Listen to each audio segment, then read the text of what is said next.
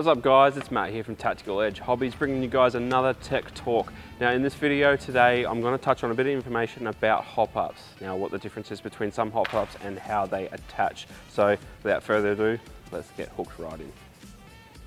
Alright, so we do have some HopUps that are more common than others, but I'm just going to touch on the most common ones today. Now, first of all, most common one that's probably been around the longest is going to be our Gen 10, Gen 9 outer barrel mounting HopUp. All right, now most of these are pretty much 3D printed. That's the material that they are. And then we also have this one here in particular is a RZA. It's an inner barrel mounted HopUp. Now there is other ones like U-Band and AKA, different brands all do the same thing. All right, they do mount on the inner barrel itself, not the outer barrel, whereas this one mounts on the outer barrel, okay? So first I'll touch on the inner barrel mounting HopUp. Okay, so the first thing you are going to need before you get your HopUp on your blaster is getting the inner barrel set up right with the outer barrel. Now, if you're using an inner barrel mounted HopUp, the length isn't so crucial. You just need to have enough inner barrel sticking out of the outer barrel so you can mount it on, okay? If there's no inner barrel sticking out, then there's going to be nothing for you to mount this on.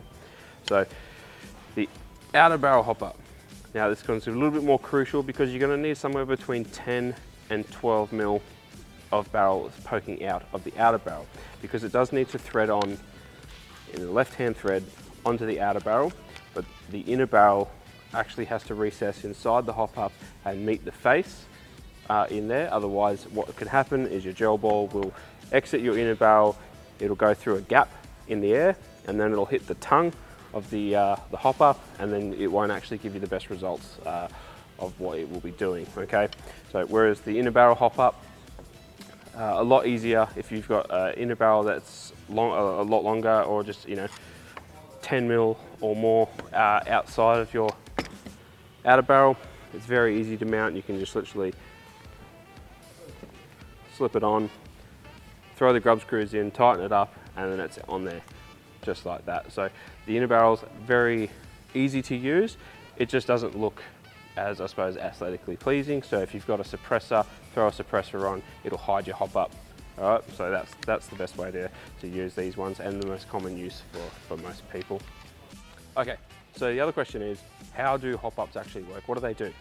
So it's very simple, but on the front of your HopUp, if you were to look at it, it's very important that this does go actually the right way up, because there is a tongue in there. So the tongue has to go to the top side of the barrel. So what it does is it does adjust like this. Most HopUps will adjust up and down, which increases the rake of the tongue, which will basically increase the pressure or the amount of force that the gel ball will roll against that tongue.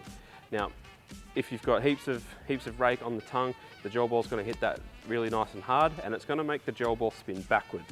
Okay, so what that does when the gel ball leaves the barrel, it allows the air to go underneath the gel.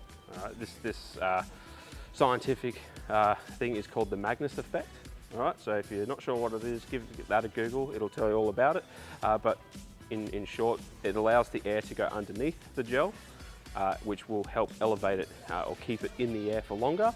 And forcing the gel to spin a certain way will also help not let the gel spin in any other way, because the gel's going to try and go in that direction. If it's going to spin to the right, it's actually going to travel to the right and shoot off that way. Same with left, same with up, okay? So getting the gel to spin backwards will make it go a little bit further, but that's the benefit of the HopUps being adjustable, is because you're going to have the gel ball coming out of the barrel at different velocities compared to different blaster setups and whatnot. So if you've got a really high power blaster, sometimes they can be a little bit harder to get the gel ball to be controlled out of the barrel, but a good setup blaster, something that shoots, let's say 280 to 300 FPS, usually you can control how good the gel will fly through the air with an adjustable HopUp. Now, for distances, this will also increase distances, not only accuracy, okay? So you've got both distance and accuracy to be improved with HopUps, okay? It's not going to be as accurate as other sports around the world, other skirmish sports or other shooting competitions. They are still a gel blaster. We're still limited by the gel itself. They will deform through the air. Some gels do perform better through certain builds than others, so that's another aspect to keep in mind, but definitely HopUp, definitely worth the money. However you want to have your blaster set up, I suppose with what look you're trying to go for, if you're more of a performance guy or girl, or you're more of a aesthetic or cosmetic look for your blaster. So it's completely up to you. They are beneficial for both accuracy and distance, like I said, but it's more a case of how you want to set it up and what you want to use it for. All right, so hopefully this has given you a bit of an insight of how these work, what you've got to do, and where you're going to go next. Check out our website. We've got heaps of HopUps available as well as in store. If you have any further questions, just drop a comment down below.